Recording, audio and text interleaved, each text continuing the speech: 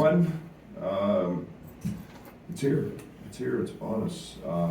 It's glad to have two, or a scrimmage and an exhibition. Those were great learning tools for us. It's exciting to go through the experiences that we went through in terms of putting our guys out there in front of 15,000. You know, the nerves, letting guys find their pregame routine, what that's like. You know, and then, you know, a scrimmage where you can actually coach and teach and learn a lot. Both those scenarios were very, very beneficial. Now we get to do it where they count. And we've got EIU coming in here right down the road. Have one of the best coaches in the country, in my opinion. Marty is an unbelievable tactician, unbelievable teacher. He's turned that around, in my opinion, pretty quick. I've liked what I've seen in terms of their team. They're very good. They've got obviously a guy we know very well, in Jermaine Hamlin. You know, we know what type of athlete Jermaine is. You know, his staff has done a nice job of replacing the talent. And so you look forward to these challenges early in the season when you face a well-coached team. They run great actions, they run great stuff. You know, it's one of those things that you know Marty's going to counter what you do, you know, and maybe once or twice. So it's good for the coaching staff as well to face a guy like that. So we're excited. We're excited to put our group out there. Again, there's still a lot of role identification out in front of us to come. We'll see how that all plays out. We've been able to define a few things, not a lot yet, but you know, I'm very curious to see, you know, our pace, our communication. I'm very excited to see how this team, how we play in terms of you know, not turn the ball over. And one of the things I'm, you know, cautious about is, you know, we don't have tons of game experience, and you know, there's going to be some slippage, and I'm really curious to see how quickly we grow. I thought we've made a ton of improvement here in the last week since our exhibition with Quincy, and it'd be nice to see that carry over to a real game.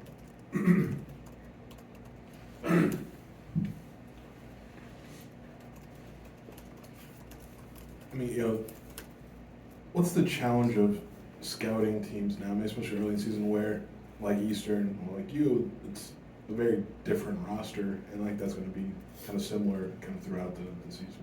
Yeah, I think that it's much more difficult. I think you know coaches and you know tendencies. I've followed Marty's teams for years when he was at Evansville, and you know tendencies. Obviously, having Jeff on staff with Marty, and knowing some of his tendencies, you coach those maybe a little more than you coach personnel, because you don't know exactly those guys' strengths, and that's one of the challenges, you know, with all this roster turnover and completely new deals. You know, it's they've also got the same scenario. But you know, again, it's adapting on the fly. I think you got to be able here early to see what teams throw at you. You know, it's you want your foundation, and there may be some stuff on the periphery that you haven't spent enough time on. That's very typical in the early season. So, you know, we'll see. We'll have to adapt, and we'll have to lean on our veterans who've hopefully seen just about everything.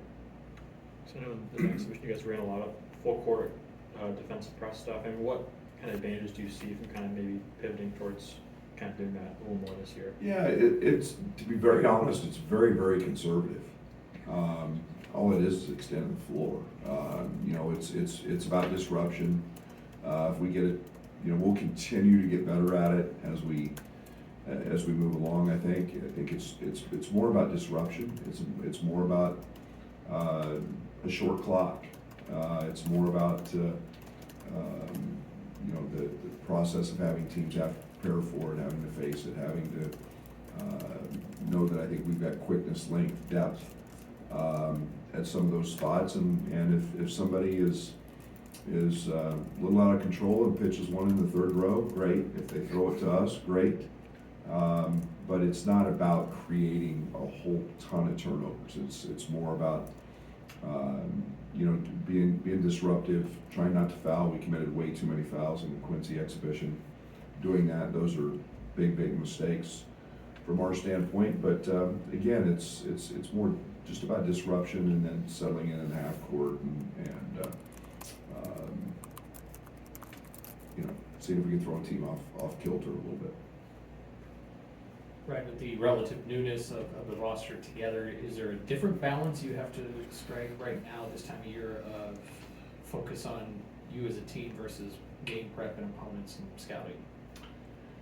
Yeah, we always put a significant amount of time in our opponents. There's no doubt. I think that you can't cover every scenario that you might see in a game. When you face yourself, teams have different tendencies. So there is a different level. That can be very much the same in personnel. You might face a 7-foot center who's big, and you can't simulate that in practice. Or you might face a small guard, and so they're just different things that. Scouting is very, very important. It is one of the biggest differences for newcomers to a program, and especially freshmen, is the scouting aspect. And we don't want people to do their strengths, and they're not going to allow us to do their strengths. Most freshmen have never had that, and they've been so good that they've been able to do it anyway, even if somebody did. That's not the case at this level anymore. So scouting's vital. We have our foundation. We live with our foundation, and then we'll make adjustments accordingly. Got two, if I could. The first one's kind of a housekeeping. It looks like Sky was playing with like a brace or protection on his shoulder. Is that something, was that just for preventative measures or something he's dealing with there? It's an ongoing deal that he's had for quite some time, really, before he got here. Okay. And so it's just a preventive deal, pretty much like Trent was last year. Okay. And then RJ said Sincere reminds him a lot of Trent Frazier. We saw the headband, and obviously the jersey number kind of furthers that. Have you guys sat down, you two, or maybe you're coaching him, and kind of looked at Trent's film and tried to find some parallels defensively? We showed Trent's film to everybody. For sure. Yeah, Trent was so good. There's a lot of Trent. There's a lot of Trent in everything we do. They're probably sick of hearing about Trent already. But it's, there are certain similarities. I think Sincere does some things at a young age much better than Trent did, and vice versa. But the one thing that Sincere has is that he and Trent are very similar, very, very competitive, very personal on the defensive side. It's very, very personal to take people out of what they do and to be competitive. And they both got the tools, the quickness. They're both real twitchy. And Trent didn't have all that as a freshman. That was something that he had to grind with and develop. But Sincere's got a lot of that competitive fire already. Brad, what does a post-Kofi world look like on the glass, specifically what you're asking your wings to do that maybe they didn't have to do last year? 7-8 a game.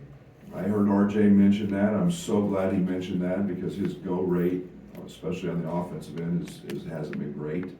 We got a defensive rebound. We got size, we got length, we've got athleticism. You've got a swarm. We call it swarm the ball. We've got to get guards. Sky, Sincere, Epps, Ty Rogers. We've got to get all those guys chasing loose balls. And we can't be relying upon Coleman and Dane and big guys, Brandon and all those guys to get rebounds. Sometimes they're fighting. Sometimes it's their job to make sure the other team doesn't get it, and those other guys got to come in and get it. And I use Kansas as a great example. If you look at their numbers of their wings last year, Christian Brown 7, Obaji 8, Jalen Wilson was 7 or 8. yeah, we gotta mimic that. We have to have, Terrence Shannon can't get to a game like he did last year. Cannot. He's gotta be up there and getting 7, 8, 9 rebounds a game. He can score 4, 6, 8 points a game on the offensive glass if he goes, just because he's tenacious. And RJ, that's a strength. So it's group rebounding. It's not one guy, and that's going to be a huge piece for us. How did that film session go after Quincy, and what's your approach been, knowing that with young guys, you're gonna be mistakes, with a new play style, there's gonna be some mistakes? Yeah, it was. I got to shoot around an hour before the Quincy shoot around, an hour, and every freshman was on the court, and they were already in a full lather. And I said, guys, we got to slow down here. It's just it was just everything was hyper speed and hyper just sensitive. It was, there wasn't the relaxed, okay, this is my process, this is how we do it. They were excited to play, they were excited to be at home. They have to figure out what their routine is. And once we get here for shoot around, we had a 1:45 shoot around for a 7 o'clock game. Our guys don't leave. They're here, we pregame, they're not allowed to leave the building. So finding that comfort is important. You think that, I think one of the challenges with playing a little bit different, and it's not as big as everybody thinks, but playing a little bit different, but playing with young guys, my challenge is you understand that there's one mistake that can happen that a veteran may not make. Your challenge then becomes, do they make it over and over and over and over? And that's when you have to go to the bench. That's when you have a problem learning, or you're overwhelmed. We haven't had that. We didn't have that in our scrimmage. We didn't have that. We played with nerves the other night. But for me, young guys playing is based solely upon their ability to, okay, I made a mistake, learn from it. And the guys that have to sometimes go to the bench, takes a little while longer, keep repeating that mistake. So that's what I'm looking for a lot with our young guys. Coach Matthew Meyer didn't quite seem in the flow in that game against Quincy. Would you attribute that to just not being here, lack of playing time, lack of practice? I think we can't forget he's been ingrained in a system for 4 years. Now it's different. Now our expectation level is a little bit different. I didn't think he played bad. I think he missed some shots that we see him make. I think that he's still finding his way into great shape. I think he's still finding out where his opportunities come from.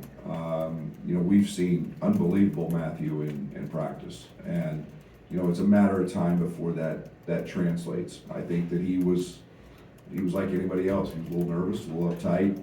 I think Terrence was. We saw an unbelievable Terrence in our scrimmage. So I think it's just everybody just becoming comfortable and relaxing, slowing down, understanding that, okay, we're going to play really hard. We're going to try to play a certain way, but there's got to be a deep breath, in there to relax. And guys are settling into the roles. We've worked really hard on that this week with certain guys where their opportunities come. So didn't stress too much over that in scrimmages and exhibitions. It was about getting a ton of guys minutes, and we accomplished that. My second one, if I could. Marty Simmons got a history in this building. Do you remember him when he was back at Lawrenceville? I played against him when he was in Indiana. I know he was a daggone good player. And, that was, when I was at Kansas State, we played Indiana. It was, those were awfully good Indiana teams. And I know he was a part of it before he left and went to Evansville and continued a great career. But I know he's a terrific player, and he's he's become a very good head coach, and I think he's one of the great tacticians in all of college basketball. Brad in the back has one. Hey, Brad in the back. Was Luke's surgery successful, and is there any update post-surgery as like a timeline coming back? Yeah, he had unbelievable positive surgery. There wasn't anything that was anything more complicated or complex or, it was pretty much straightforward. Then he's back, he's in the recovery process. The doctors gave him a pretty stringent plan. That's the one thing about Luke Goody that I know is he's gonna do everything that he's supposed to do, and then probably some. And then there'll be a reevaluation, 6 weeks. And then, real quick here, your first game here was that exhibition game at EIU? I knew somebody was gonna I bring know. that up. I mean, somebody just had to go there, right? I did. What do you remember about that, and what does that say about how far your program has come? I remember Trent crying after the game, saying he couldn't play here. I remember wondering if we were ever going to win a game that year. I think we just got thoroughly outplayed, we just got whooped. And that's okay. I think that you have to go through those moments that I think Trent's career turned out okay. But you have to go through those moments to really get to where you want to go. I think we all want, okay, Brad Underwood's the new head coach, we're gonna walk in here and win, and we're gonna whoop everybody's butt. No, it doesn't work like that. And there's very, very much a process in college athletics to how you do it. And very few people walk into, a blue blood and have instant success. It takes a lot of work. I'm excited where we've become, winningest team in the Big Ten in the last 3 years, and in the 3 best years of the league, too. I'm excited about that. I think we've got really good players, that success. Always, I'll never forget the Eastern game. I'll never forget it. You remember the bad ones probably more than you remember the good ones. But, it's quite a spectrum from that Eastern game, the first go around, to the last game of last season, and everything that's happened in between had to happen for a reason, and all of you and all the fans here got to go along for the ride as well. So it's we're in a good place, we're in a better place than we were then, and I know we got to show up and win and play to win, or this Eastern team is good and extremely well coached. Kind of a follow-up, scheduling is a big puzzle to solve, and in-state schools don't often get on the non-conference schedule, so how and why did Eastern come about for this year? I think it fit. I mean, obviously, you look for things that may challenge you. You look, there's obvious ties. Their athletic director, is a connection. The proximity is a connection. I personally, I like to be able to help. I mean, there's a guarantee check going their way. I like to be able to help when I can and when we can. Those schools and allows their fans to be able to travel a short distance and play the State Farm Center so I don't love playing against former players. It's not my favorite deal, but it's also probably going to be the new norm. So I got a lot of love for Jermaine and his development through his career, but it just worked. It just was one of those that kind of fit the right time and the right place and the opening in the schedule, and we're excited to have him coming in. Even if your press is more an extension of half-court defense, disruptive, do you have guys you see like they're kind of thriving in, putting that pressure 94 feet? Oh, Coleman's elite. Coleman's elite. I think that TJ has great quickness. I think that it can be. We mentioned Sincere. I think Jade Nebbs. I think those guys have the ability. I think RJ. With his length and his ability to anticipate. I think it's just something that fits us. And, if you throw a long pass, maybe we can break on a ball because of our athleticism, or we can deflect it because of our length, or we can get you sped up. I think it fits this group, and that's why we've spent most of the summer studying it, working on it, and, you know, we'll see how it plays out as we move forward. As you guys tinkered with the style this summer, like what was the key for you to like figure out what you wanted to be, but also keep the guys who were here maybe in the loop of what it was going to turn into, and as you're also kind of building a roster? Well, I think one of the things that happened last year was we played without Kofi. You know, so we got a little bit of a 5-out feel in some of those games, and that was a pretty good snapshot of life without him. And you know, we saw Coleman flourish in those scenarios. You know, like I said, I've said it many times, we needed big wings. You know, we had to get bigger on the wings, and so that's been a priority in finding athleticism, and you know, different size and different positions helps, I hope, make up for Kofi. And then you know, we've got a group of freshmen who can all beat you off the bounce and are pretty good at that. And you know, it's just kind of something we knew, but we got a little bit of a snapshot last year with Koval. You talked about role identification. Has Ty Rodgers, you feel like, wrapped his arms around being an energy, momentum changer off the bench already at such a young age? I wouldn't say off the bench. I don't know. He's pretty good. I think that Ty is a guy that I'm going by the exhibition game, by the way, I'm off the bench. It's okay. It's okay, Lauren. Oh, I'm sorry. Somebody's got to do it. You know, I think Ty's versatility excites me and scares me, because my tendency is to want to play him at every spot. I need to get him really good at a couple, and his versatility is going to allow him to. You know, we messed around with him the other day with a really small lineup playing the 5. Defensively, he can handle it. He can handle that. And you know, he's played a lot of point. Played a lot of point in our scrimmage. So he's everywhere in between, and I got to get him really comfortable. And he's very, very mature. I wouldn't do that if I didn't think he had the capability of growing into all that.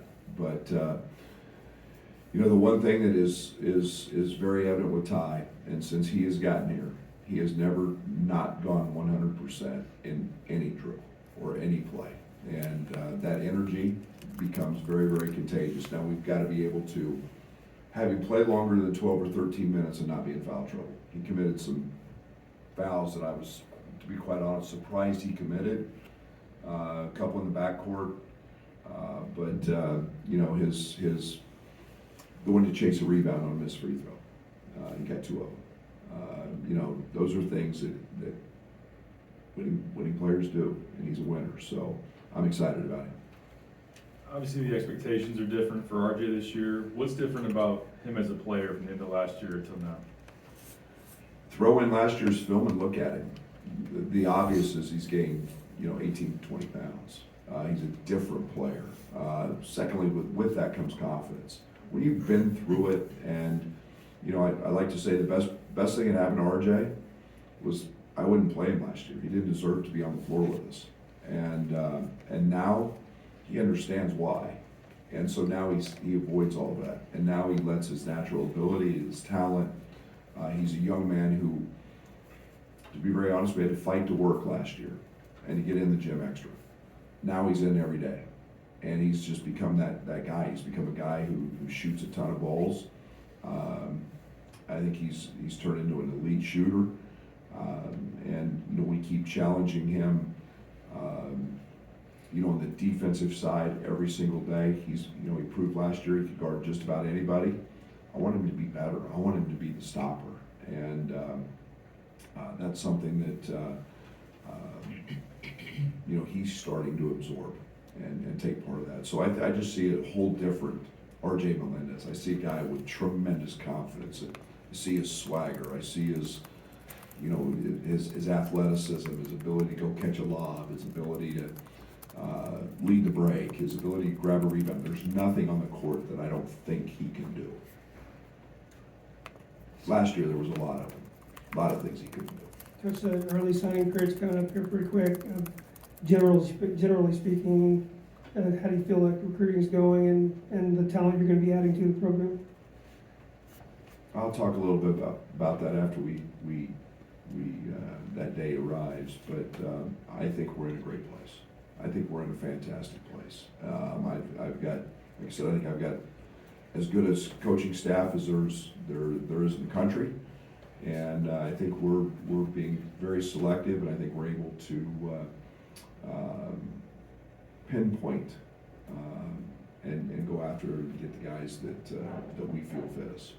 To follow up on Ty, how do you find yourself to pull back and not do what you said and try to give him too much? Like, what's important for you to not overload him but still maximize what you can do? Yeah, I just need him to. I want him. You almost see it with guys. You know, it was there's some similarities in a different way to DeMonte when DeMonte was a freshman.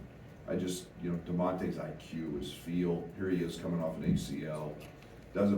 Isn't a part of anything we do in the summer because of the injury, but all of a sudden you find him on the floor and he just does everything to make everybody better. That's time.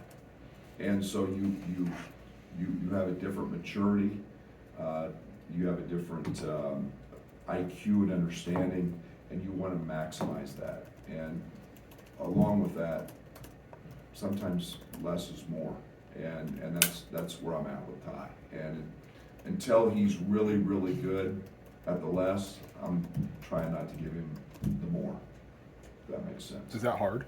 Yeah, very hard, because he's really good. You want him on the floor at doing a lot of things, but I don't need him grinding on a certain area when he's really flourishing in another area. I need him out there, doing the really positive things. So we'll grow him into those things. Long season. In that exhibition game, Sky Clark didn't attempt a shot until like 28 seconds left in the first half. Was that more of him just looking to distribute the ball to his teammates, and is that more of a thing we should expect to see in the next game on Monday and moving forward? No, I thought he took what was there. I thought he was really unselfish. I thought he was a facilitator. Sky's had his best week of practice. We're starting to see, we saw the one-on-one, he and Terrence Shannon go at it, try to dunk on Terrence. We saw that guy this week. And, we've got to get him where he's comfortable in ball screens. If somebody goes under, he's stopping and shooting it. And those are all things that come. Right now, he's trying to be an unbelievable teammate, an unbelievable leader, an unbelievable point guard. And those things will happen naturally for him. He's wired to score, but he's being a great teammate right now. So I'm really comfortable with where he's at. What was your process this summer, maybe looking at, adjusting your defense? And did you ever get to the point where it's like, we'll just go full hugs on it? Yeah, I knew we didn't have,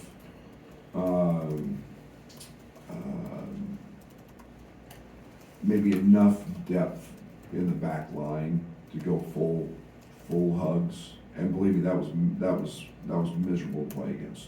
That was miserable to play against. That was so hard and so challenging.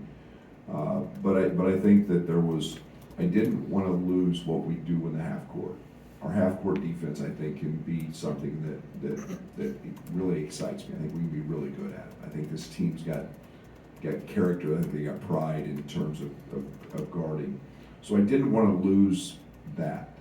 And be honest, I studied a lot of Billy Donovan, early, late 2012, 13, 14. I studied a lot of what he did. His teams were number one in the country defensively, and yet most of it was in the half court. But they picked up full the entire game. So a lot of studying, a lot of questions, a lot of, talking to different people. You see a little more of that in the NBA, especially the playoffs, picking up full. Just doing really simple things, and again, it's just about being disruption. It's more about helping our half-court defense than it is anything we do in the full court. Anything else?